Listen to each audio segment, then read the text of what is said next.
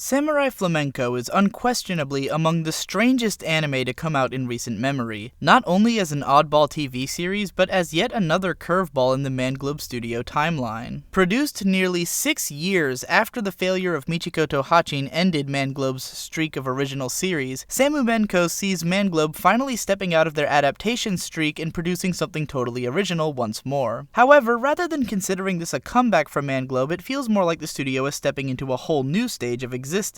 None of the staff associated with Manglobe's first 3 shows are involved in this one, and in fact, from the staff profiles that I looked at, it seems like most of them are contractors from all over the place who haven't worked on any Manglobe shows in the past. Manglobe has always had a fluid staff consisting mostly of contracted work, but I've never seen a show of theirs with so little connection to anything else they've done. However, not unlike the studio's early shows, the creative engineering of this series seems to have been taking a well-known and loved director, teaming him up with a writer who's done a lot of exciting original series, and telling them to do whatever they want for 22 episodes. The director in question is Omori Takahiro, who has worked with Studio Brainspace exclusively for most of the past 10 years, directing the anime adaptations of Hellgirl, Bakano, Durarara, Natsume's Book of Friends, and Jellyfish Princess. All of these are fairly popular and critically well-liked series, and Omori's directing work is often credited as one of the reasons these shows succeeded. Meanwhile, the series' head writer is Kurata Hideyuki, who created and wrote some really cool original anime with various studios, such as Read or Die, Kamichu, and Welcome to the Space Show. Kurata is also the one major staff member who actually has worked with Manglobe before, having written their adaptation of The World God Only Knows, which is likely how he got the job on this series. The show is broadcast on the Noitamina block in Japan and seems to aim for all of its main demographics, with pretty boy characters and hints of boys' love for the Fujoshi fans, alongside an insane original